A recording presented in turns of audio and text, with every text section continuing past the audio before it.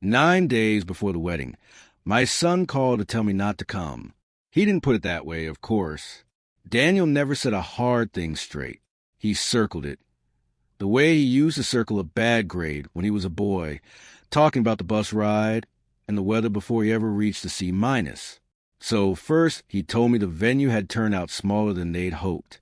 Then he told me the guest list had gotten complicated. Then he said Priya's parents were particular about the flow of the evening, whatever that was supposed to mean.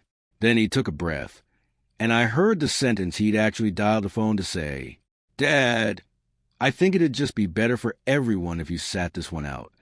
I was standing at my kitchen counter, with a dish towel over my shoulder, drying a coffee mug. I set the mug down slow, so it wouldn't knock against the tile. "Sat it out," I said. Not a question.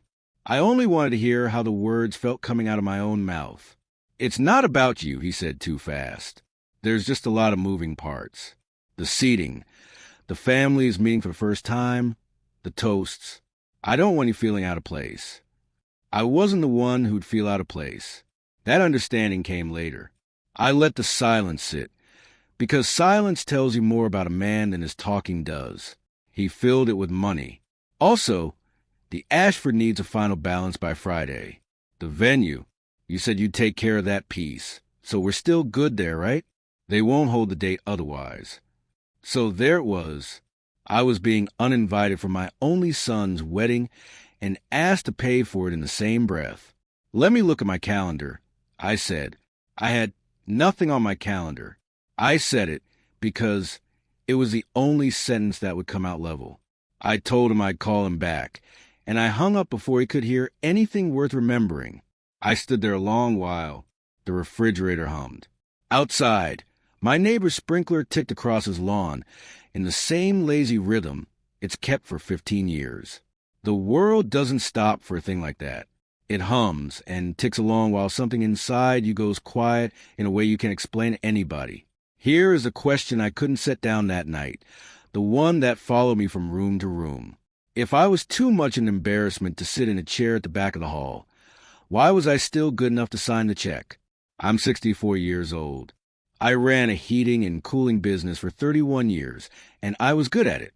People called me when it was 10 degrees out and the baby was cold, and I showed up every time, and I fixed what was broken. I built a reputation with these hands. I paid off my own house. I raised Daniel in it. When his mother got sick, I ran that business between hospital visits and never once left a customer without heat, because that was a man Carol married, and I wasn't going to become somebody else just because the worst thing was happening. Carol's been gone 4 years now. She never saw Daniel engaged. That's a fact I carry every day, quiet, like a stone in a coat pocket. The engagement had come 8 months before that phone call. Daniel brought Priya to the house on a Sunday, and I cleaned for 2 days beforehand, which tells you how much I wanted to go right. I made a pot roast. I bought a new tablecloth. Priya was polite in that smooth practice way, and she called the house cozy, and I didn't think a thing of it at the time. Cozy. I turned that word over 100 times later on. But that Sunday wasn't the first warning. The first warning came a week after, and I walked straight past it. Daniel had called to thank me for the dinner. And near the end, careful as anything, he said, "When you meet Priya's dad at the engagement party, maybe go easy on the furnace stuff. Not that it's bad. He's an investment guy. Different world. Go easy on the furnace stuff." My whole working life, the furnace stuff, I laughed it off. I told him I could hold my own with a man in a suit, that I'd been reading the newspaper longer than her father had been alive. Probably. And Daniel laughed too, and we let it go, and I hung up feeling fine. I wasn't fine. I just didn't have enough of the picture yet to know why. Because a boy who's ashamed of his father doesn't announce it. He tests the water first. He drops one small sentence and watches how you take it. And if you take it easy, if you laugh and tell him it's no trouble, he learns something about you. He learns that you'll bend. And a man who spent his whole life bending for the people he loves shouldn't be shocked when they finally ask him to lie down flat. I picked the coffee mug back up off the counter. My hand was steady, and that surprised me. Then I sat down at the kitchen table, in the chair across from the one where Carol used to sit, and I started, quietly, to think back over the last 8 months, looking for the moment the ground had shifted under me without my noticing. I didn't have to look far. I have thought a great deal about where the shame started, and I've come to believe I planted it myself years ago, without meaning to. When Daniel was small, we didn't have much, but I made sure he never felt the gap between us and the other families.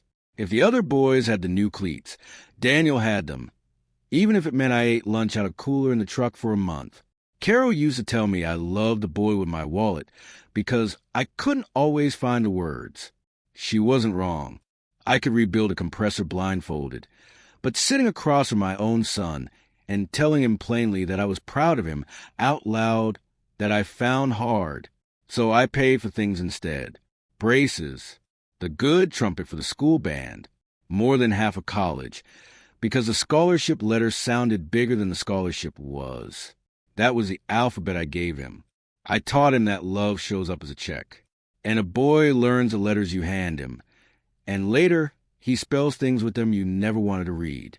So when he told me, over dinner at Chain Place near his apartment, that he was going to marry Priya Whitfield, and that weddings these days cost about what a decent used car costs, I didn't flinch. I told him I wanted to help. I told him it was something I'd always pictured doing. That Carol and I used to talk about his wedding back, when he was a boy who thought girls were a nuisance. He got quiet when I said her name. For a second I saw the child in him again. Then the waiter came, and the moment closed over like water. We settled on a number that night. The Whitfields had already chosen a venue, a place called the Asher Estate that I'd never heard of, and already put down the deposit. What remained was the balance, and I agreed to cover it. $9,400. It was more than I'd have spent on a whole wedding when I got married, but I told myself a man does this once for his only son. I moved the money out of an account I kept untouched since Carol died, and I felt, God help me, useful, like I still had a seat at the table. I met the Whitfields properly at an engagement dinner that spring. Their house had a gate, not a fence with a gate in it, but a gate with a keypad and a long drive curving away behind it. Richard Whitfield shook my hand and looked at my shoes while he did it. I noticed because I'd polished them the night before. Diane, the mother, was warmer on the surface and cooler underneath, if that makes sense. She smiled the entire evening and never once asked me a single question about myself. At dinner I sat between Diane and a cousin whose name I never caught. There was a business with the forks I won't pretend I handled gracefully, and I caught Daniel watching me from across the table. Not with worry for me, but with worry about me. That look went into me like a splinter. Small, deep, easy to ignore, and impossible to get out. Richard asked what I did. I told him I'd run a heating and cooling company for 31 years. Ah, he said, essential work. He said it the way a man talks about something he's glad other people are willing to handle. Diane said it must be so satisfying, working with your hands. And Priya's aunt laughed lightly at something that hadn't been a joke. I've spent my life in rooms with hard men and demanding customers. I know when I'm being managed, but I let it slide because Daniel's face across that table was begging me to let it slide, and because I told myself it was one dinner and the wedding was the thing that mattered. Here's the part one keeps circling back to.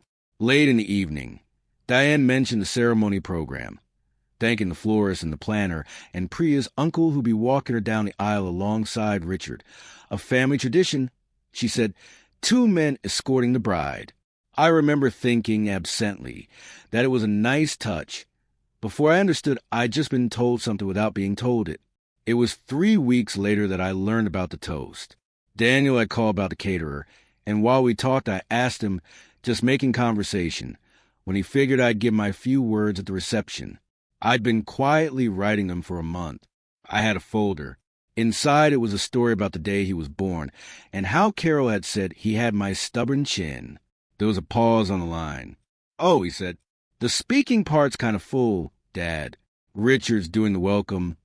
Priya's brother has a main toast, and the planner says we're really tight on time. So we sort of streamlined it. Streamlined. Another word I'd carry around and turn over my hands. I told him that was fine. I said it the way you tell a man a thing is fine, when it's the furthest thing from fine you can imagine. Then I hung up and sat with that folder in my lap, and I finally let myself understand something. My part in this wedding had already been decided. Not the part with the microphone, the part with the checkbook. And nobody had thought they needed to ask me first. After that, the wedding became a machine that ran without me, except for the parts that needed feeding. I'd go 2 weeks without hearing my son's voice, and then a text would arrive close to 9 at night. Hey, Dad, quick thing, the Ashford needs a linen and chair upgrade confirmed. It's another $1,400. Can you send it and I'll pass it along? No question about my knee, which he knew I'd finally had looked at. No mention of Carol's birthday, which had come and gone that month. The first one he'd ever let slip by. Just a number and the word quick, which I came to hate, because nothing about giving money away at 9 at night ever felt quick to me. I paid the $1,400 anyway. I paid a $900 day of coordination adjustment after that. Each time I told myself it was the last small thing. Each time I noticed I was being contacted like a vendor instead of father, and each time I swallowed it, because the alternative was a conversation I was afraid to start. That's my flaw, if you want it named plainly. I'll pay almost anything to avoid the sound of my son telling me I've let him down. The invitations went out in June. Everyone I knew who'd been invited mentioned theirs to me. My brother Frank got one. My old friend Walt got one. Even the woman who cuts my hair got one, because she'd done Carol's hair for years and Daniel had always been fond of her. Mine never came. I told myself it was an oversight. The male loses things. I even asked the young fellow who runs my route, and he swore nothing had gone missing on his end. So I let it sit as a question. I didn't call Daniel to ask why the father of the groom hadn't been invited to his own son's wedding, because part of me already knew, and I wasn't ready to hear it said out loud. Then came the tuxedo shop, and after that I couldn't tell myself stories anymore. Daniel had asked me weeks earlier to get fitted. He said the groomsmen and the family were all being outfitted at the same place, a shop downtown called Brennan's, and that Richard was handling the block booking. I'd been glad about it. It felt like being folded back in. So I went on a Tuesday, gave my name, and told the young man behind the counter I was there for the Whitfield party. He studied his screen a long moment. Then he studied it again. I've got the Whitfield party, he said carefully. I'm not seeing you on it, sir. Let me just 1 second. He went in the back. Through the doorway, I could hear him on the phone, his voice low, and I heard him say my son's name, and then I heard him say, "No, I understand. I just wanted to check before I turned him away." Turned him away. In a tuxedo shop, with my reading glasses in my shirt pocket, 64 years old, being confirmed as a man who could be turned away.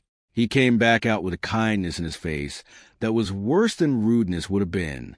"Looks like the party count got changed," he said. "You're welcome to be fitted on your own, but the family block was finalized."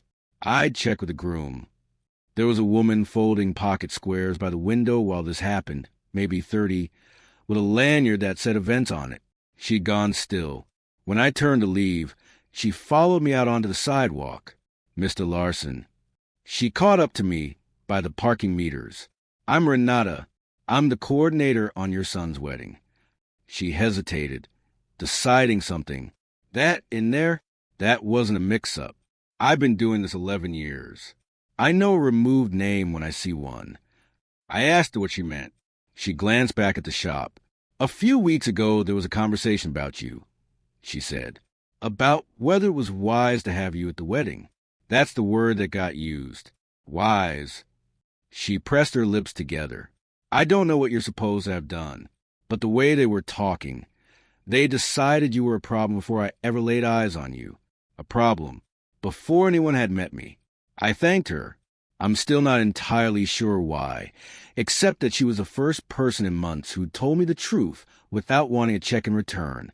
She handed me her card and said if I ever want to know what the ceremony actually looked like on paper, she'd tell me straight. Then she went back inside. I sat in my truck in that lot a good while. A problem. Not a father who was hard to seat. Not a man without the right suit. A problem. That's a story about a person, and somebody had been telling it. Somebody had handed the Whitfields a version of me that wasn't true, and my son had either told it himself or stood there quietly while it was told. That was the moment the hurt turned into something colder and more useful.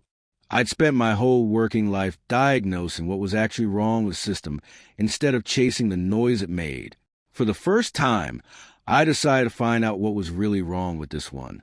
I'm not a man who goes looking for a fight, but I know how to gather facts before I make a call. You don't rip a whole system apart to find one bad valve. You test one thing at a time until the fault shows itself. I started with Walt. Walt and I have been friends since we were 19, both of us hauling parts of the same supply house. He's blunt in a way that used to embarrass me in public and that I've come to treasure. I told him all of it. The phone call, the invitation that never came, the tuxedo shop, the word Renata used. He was quiet a moment, which for Walt is rare. You want me to tell you what you want to hear, he said, or the real thing? The real thing, I told him. Then here it is. You've been paying for that boy's comfort his whole life, and now somebody's figured out they can keep the comfort and skip the man who provides it. That's not a mystery. The mystery is why you're surprised. Then he softened. Go find out what they think they know about you, but go in with your eyes open. You may not care for your own part in it. I sat with that a day. Then I called Renata and asked her the one thing I needed. What had the Whitfields been told about me that made them decide I was a problem? She didn't have the whole of it, but she had a thread and she pulled it. Back in the spring, she said, before I'd even met them, there had been a dinner at the Whitfields where Daniel was asked gently about his father's situation. And my son had given him a version of my life that was built out of true bricks stacked into a house I'd never lived in. He'd told them I'd had money trouble. That was true. Once, the year Carol was dying, and I let the business slide to sit at her bedside. He'd told them I could get difficult after a couple of drinks. That came from one bad Thanksgiving. For years back, the first one without her, when I had 2 beers and cried at the table and had to leave the room. 2 beers. One time, my grief repackaged and slapped on me like a warning label. And there was one more thing he let stand without correcting. Diane had come away believing I might make a scene, might say something coarse about the family's background. Renata had been in the room for the tail end of that conversation. When Diane asked what they do about me, Daniel hadn't said, "That's not who my father is." He'd said, "I'll handle my dad." Handle, like a leak, like a liability on a job site. I set the phone down on my workbench and stood there in the garage a long time, surrounded by the tools I'd used to keep a roof over that boy's head, and I felt something I hadn't felt since Carol's funeral. Not rage. A kind of grief for somebody who was still alive. My son wasn't cruel. That was the hard part. If he'd hated me, I could have hated him back, clean, but he didn't hate me. He was ashamed of me, and shame is quieter and more corrosive than hate. He'd looked at his father and seen a version of himself he was trying to outrun. The small house, the work truck, the man who wept at Thanksgiving, and he decided the simplest fix was to file me down until I fit in a smaller space, a check-size space. And I understood it, which was the worst part of all. I'd taught him that a man's worth could be measured by what he provides. I handed him that ruler myself. Now he was measuring me with it, and I was coming up short, and he'd learned the arithmetic at my own kitchen table. I tried to be angry at Priya, and couldn't quite get there either. Renata told me Priya had pushed back once, had said he's Daniel's father. He should at least be at the ceremony, and had been talked out of it, worn down by her mother and by Daniel's own insistence that it was complicated. So the bride wasn't the villain. She was a woman who chose not to fight a battle she decided wasn't hers. I've done that. Most of us have. I sat down that night at the kitchen table to think it through properly, and that was when the phone lit up on the workbench where I'd left it. Daniel. Hey, Dad. Sorry to do this over text. The Ashford moved the balance deadline up. They need it Wednesday now, not Friday. It's the $9,400 for the venue. Can you wire it straight to them? I'll send the details. Really need this locked in. Means everything. Means everything. I read it 4 times. $9,400. Wired straight to Hall with the room I wasn't allowed to stand in. Requested by the boy who told a wealthy family his father was a drunk and an embarrassment. With the words means everything, as though the everything in question were me and not the money. I didn't answer that night. For the first time in my life, I let my son wait. I didn't sleep much that week. I'd wake at 4 and do the thing I do best, which is run the numbers, except now the numbers had my son's face on them. So I got up one of those mornings and did it properly. I spread everything across the kitchen table. The emails, the 2 screenshots Daniel had sent me months back, the venue confirmation I'd asked the Ashford to forward to me directly once, when I was still trying to feel involved. And in the daylight, sober and careful, I saw the shape of the thing I'd been too eager to be useful to notice. The venue contract wasn't in my name. It was in Daniel's, with Richard Whitfield listed as co-signer. The $6,000 deposit already been paid. And here's the piece that stopped me cold. It hadn't come from me. I'd assumed all along I was covering the venue, but the deposit had come from the Whitfields back in the winter, before I was ever brought into it. My money had only ever been meant for the balance. And that balance, the $9,400 Daniel wanted wired by Wednesday, was the last thing standing between the couple and a fully paid room. The cancellation terms were printed right there in the contract Daniel had forwarded without ever dreaming his father would read the fine print. The deposit was non-refundable. The balance was due 14 days out. Until it was paid, the couple owed nothing further and simply lost the date. So that was the true architecture of it. They'd build a wedding on the quiet assumption that the man they decided was an embarrassment would fund the one piece nobody else had arranged to cover and attend none of it. I had no secret power here. I couldn't cancel a contract that wasn't mine. I couldn't claw back a deposit I hadn't paid. There was no trick, no hidden fortune in a coffee can, no single phone call that would undo everything. I had exactly one thing. The balance.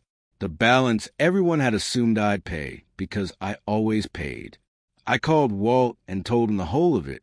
So let me get this straight, he said. There's no contract with your name on it. Nobody can make you pay. You promise, sure. But they broke the deal the day they took your money and left you off the guest list. A promise runs 2 ways. He's my son, I said. He's your son, Walt agreed. And you spent 30 years teaching him that being your son means never having to face you. You call it love. I've watched a long time now, and from where I sit, it looks more like fear wearing love's coat. He let that settle. I'm not telling you what to do. I never would. But ask yourself one thing. If Carol were sitting at that table right now, would she tell you to send the money, or would she tell you it's about time you stop paying people to be comfortable disrespecting you? I didn't answer him, and I didn't have to. We both knew what Carol would have said, because she'd more or less said it near the end. She'd taken my hand one gray afternoon in the hospital and told me, you have to teach him that love isn't something he can spend and then replace. He won't learn it from me now. It'll have to be you. I'd nodded and never done it. I'd been too afraid of losing him to teach him the one thing that might have kept him. The pressure came Tuesday. Daniel called. And this time there was panic riding under the sweetness. Dad, I haven't heard back. Wednesday's tomorrow. If this doesn't clear, we lose the venue. And Priya's mom she'll lose it. And please don't make this a thing right now. I'm asking you, can you just do this one thing for me? One thing, as though it were the first and not the 400th. Daniel, I said, and I heard how calm my voice came out, which surprised us both. I want to ask you something, and I want the truth. Do you want me at your wedding? The pause was too long. That pause told me everything. It's complicated, he said finally. I know it is, I said. I'm learning just how complicated. I'll give you my answer about the money tomorrow. Dad. Tomorrow, I said, and I set the phone down gently, the way you set down something you don't want to break. Then I sat in Carol's chair with all the paper in front of me, and I made my decision. I made it clearly, with the numbers on one side and the love on the other, and I refused to pretend either one away. I knew what I was going to do. I just wasn't going to announce it in a text at 9 at night, the way they'd taught me to be handled. Some things a man says to his son's face. I didn't wire the money on Wednesday. Instead, I drove out to the Ashford estate and asked to speak with someone in charge. I want to be plain about what I did and didn't do, because the whole meaning of it lives in that difference. I didn't cancel anything. I couldn't. It wasn't my contract. I didn't demand a deposit back. That was never mine and never refundable. I didn't make a scene or raise my voice or become the man they told the Whitfields I was. I did one lawful, quiet thing. I found the event's manager, a patient woman named Colleen, and I told her I would not be paying the outstanding balance on the account, and that if anyone had been told to expect that payment from me, the expectation was withdrawn. I put it in writing at her desk, a few plain sentences, and asked her to note the file. She read it, then looked at me the way people do when they've watched a lot of family money move through a lot of family occasions and understand more than they let on. "You're the groom's father," she said. It wasn't quite a question. "I am. You understand the balance is due tomorrow, and without it the date releases." "I understand." She nodded slowly and made her note. She didn't ask why. I think she'd already guessed the shape of it. On my way out, she said, quiet, "For what it's worth, sir, I've seen far worse behavior from people who were on the guest list." I thanked her and drove home, and my hand stayed steady the whole way, and I noticed that they did. The call started that evening. Daniel first, then again, then a third time. I let them ring, not out of cruelty. I decided this was a conversation for daylight and for faces, not for a phone I could be managed through. Then, near 10, a number I didn't know. I answered that one. It was Diane Whitfield. I'd never heard her voice without a dinner party built around it. It was different now. Cooler, and under the cool, frightened. "Mr. Larson, I think there's been a terrible misunderstanding, and I'd hate for it to spoil the children's day." Children. Daniel is 31. I understand you've had some hesitation about the venue. Family finances can be delicate, and no one wants anyone to feel embarrassed. If it's a question of the amount, perhaps we could arrange something more comfortable for you. There was the whole of how she saw me in one sentence. She still believed this was about whether I could afford it. It had never once crossed her mind that a man might have the money and simply decline to spend on a room he'd been forbidden to enter. "Mrs. Whitfield," I said, "I can afford it. I've just decided not to pay for a wedding I've been asked to stay away from." The silence on her end was a different animal than my son's silence is. Hers was the sound of a story being rewritten in real time. "I see," she said at last, and every degree of warmth was gone. "Well, I have to say, withholding money to force your way into an event is a rather manipulative thing to do to your own son. I'd be careful. People do form opinions about a father who'd hold a wedding hostage. I'd expected this. Walt had predicted it nearly word for word. When you set a boundary with people who've only ever known you to bend, they don't call it a boundary. They call it an attack. I'm not forcing my way into anything," I said. "I've asked for nothing. I'm not coming. I've made that easy for everyone. I'm only declining to pay for it. Those two facts sit together very neatly, don't they?" She hung up. The last piece came the next morning from Renata. She called to say she couldn't keep quiet about one thing any longer during a planning meeting. She'd overheard Daniel and Diane going over the seating. And when Diane asked what they'd do if I insisted on coming, Daniel had said something Renata hadn't been able to stop hearing since. "He won't insist. He never does. And even if he doesn't pay, I'll figure it out. The important thing is he's not in the pictures. Not in the pictures." There was my son's real fear, said out loud, not that I'd embarrass him with words, that I would exist visibly in the photographs meant to announce the family he was marrying into. I was to be cropped out of the record of his life, the way you'd trim a stranger from the corner of a frame.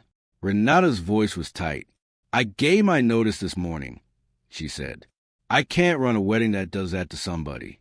I don't know if it helps you, but you should know one person saw it and refused to call it normal. It helped more than she knew. That afternoon, a car I recognized pulled into my driveway too fast and stopped crooked across the concrete. Daniel got out without shutting the door. I watched him from a kitchen window, my coffee going cold in my hand, and I set the cup down and went to open the door before he could knock, because whatever was coming between us, I wasn't going to make my son stand out on the porch he grew up running across. He came through the door already talking. "What is wrong with you?" His voice cracked on the last word. "Hi," the way it used to when he was 14 and something wasn't fair. The Ashford called Richard. "The date's gone, Dad. Gone. Do you have any idea what you've done?" I told him to sit down. He didn't. He paced my kitchen like a man in a waiting room, and I let him, because he needed to burn to the first layer before we could get anywhere true. "You made a promise," he said. "You said you'd cover the venue. A man's word, right? That's your whole thing. And you just changed your mind to punish me." "I made that promise to my son," I said, before I understood what my son had been telling people about me. He stopped pacing. I didn't raise my voice. I promised myself I wouldn't. And standing there, I found I didn't need to. "You told the Whitfields I had money trouble. You told them I get difficult when I drink. You let Diane believe I might make a scene, might say something ugly about where they come from. And when she asked what you'd do if I insisted on being there, you told her I never insist, that I wouldn't be a problem, that the important thing was that I wouldn't be in the pictures." His face changed, not to anger, to the particular gray of a man, hearing his own words read back to him. "Who told you that?" he said quietly. "It doesn't matter who. Tell me it isn't true." He didn't. He couldn't, and to his credit, and I have to keep reminding myself there was still credit in him, he didn't try to lie his way clear of it. He pulled out a chair and sat down heavy, and for a moment he just looked at his own hands, which are my hands, the same wide knuckles. For a while he tried the smaller defenses first, the way people do before they run out of places to stand. He said the guest count really had been a problem. He said Richard really did run the evening down to minute.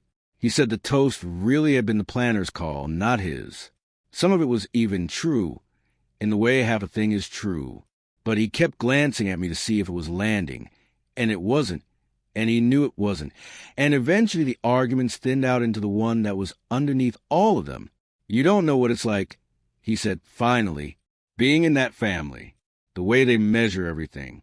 The first time Priya brought me to that house, I wore the wrong shoes, and her mother clocked it in half a second. And I kept thinking, if they see where I come from," he stopped himself. "Where you come from," I said. "I didn't mean—" "You did. It's all right. Say it." "I was ashamed," he said, and the word cost him something real. "Not of you, of how it would look. The truck, the house, Thanksgiving." He looked up. "You cried at the table, Dad, in front of everybody. I know why. I know it was Mom. But part of me kept thinking, I can't have that at my wedding. I can't have them see." He broke off, breathing hard. Here is where I had to do the hardest thing in the whole business. Harder than the Ashford, harder than Diane. I had to hold two true things at once and let go of neither.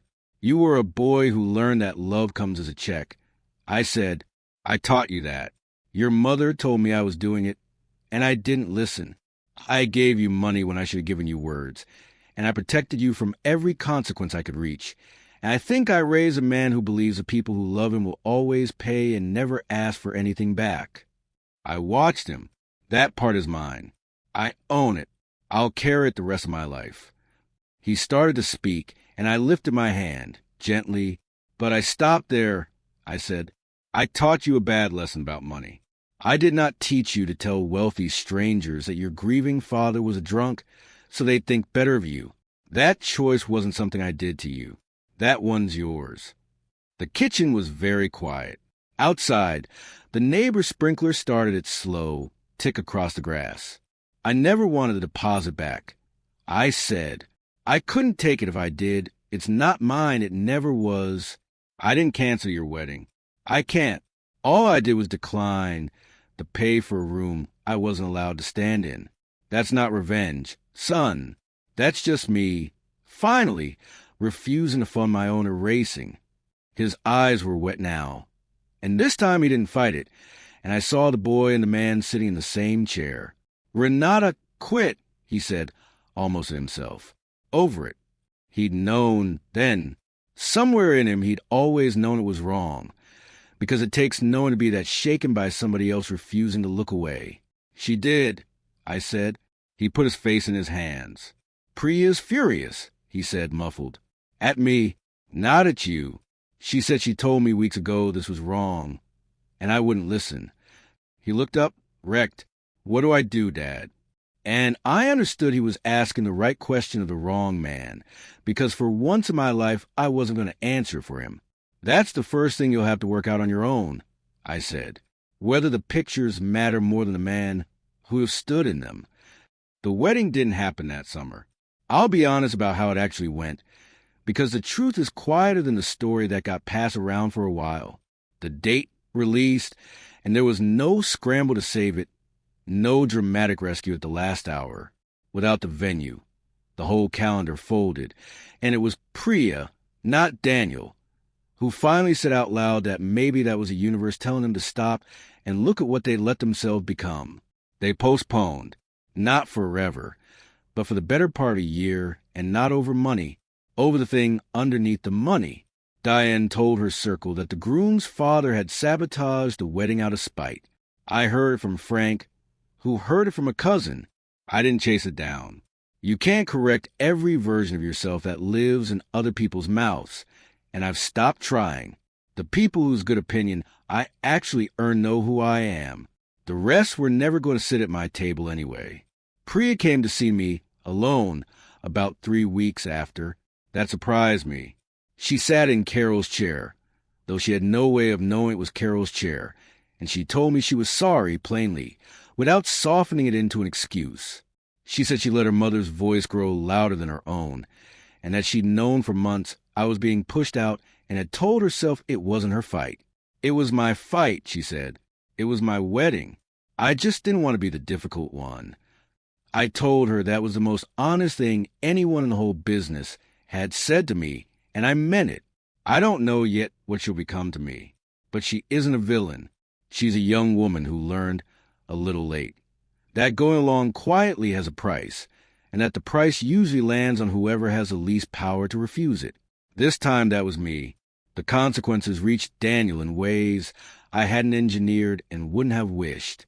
The Whitfields, once the wedding stalled, began treating him the way people treat an investment that hasn't performed. Richard grew cool. Diane started asking Priya, in that polite way of hers, whether she was truly certain. Daniel called me one night, not for money, just to say he understood now what it felt like to be measured and found wanting by people who smiled while they did it. I didn't tell him I told you so. There's no smaller man than the one who says that to his own son. I just listened, which was a thing I should have learned to do years before any of this. Richard the First never heard from again. Diane sent one stiff note months later. The kind of person writes to protect a reputation rather than repair a wrong. I let it go unanswered. Some doors you don't have to slam. You just stop walking toward them. Renata I stayed in touch with. She started her own small planning business that fall, and I sent her the first client I could find, a woman from my church marrying off her daughter on a real budget. Renata mailed me a card that said, "Thank you for being the reason I finally quit a job I should have left years ago." I keep it in the folder where my toast used to be. I never gave that toast, but I didn't throw it away either. Daniel and I are finding our way back slowly, and I mean slowly, because I decided early I wouldn't accept the thing he does best, which is a quick apology followed by a return of how things were. He apologized the day of that conversation in my kitchen, and I told him I appreciated it, and that words weren't going to be the currency between us anymore. He'd have to show me, over a long time, with actions, the same way I should have shown him all those years with words instead of checks. He's trying. He comes by on Sundays now. Not every Sunday, but real ones, where he stays for dinner and asks about my knee and lets me tell a story about his mother, without steering away from it. He hasn't asked me for $1 since that day. The first Sunday he came, he stood in my garage and asked me to teach him how to change the oil in his car. And I understood what he was really asking, and I taught him. And we didn't talk about the wedding at all, and it was the closest I've felt to him in 10 years. I don't know whether they'll marry. If they do, I don't know if I'll be there. He hasn't asked me yet, and I've decided I won't campaign for a chair I was once told to give up. If the invitation comes, it'll have to come as an invitation, not an invoice. People hear this, and they wanted to have won something. I don't think of it that way. I lost a version of my son I've been pretending was real, and that's a loss, not a victory. But I found the actual one underneath, the one with the same crooked face he had at 6, and there's a chance the real one is somebody I can know. Here's what I understand now that I didn't. Standing in my kitchen that morning with a dish towel over my shoulder. Loving someone and being used by someone can look almost identical from the inside, especially to a man who was taught that love means never saying no. The difference isn't in how much you give. It's in whether you're allowed to be a whole person while you give it. I would have paid for that entire wedding gladly. Every linen, every chair, the last dollar of that balance. If I'd only been asked to stand somewhere in the back and simply be his father, it was never about the money. It was a discovery that the money was welcome and the man was not. Carol used to say you can't buy your way back into a heart that's decided to close, and you shouldn't try. I finally listened, not because I stopped loving my son, but because I finally loved myself enough to believe I was worth being invited and not just billed. So the folder with the toast in it sits on the shelf by my door. Some nights I read it, and I've decided that when the day comes that I'm asked, truly asked, for me and not for check, I'll be ready. Until then, my door is open, my dinner's on at 6, and my dignity, for the first time in a long while, is not for sale. Notion AI finished. Copy code to clipboard.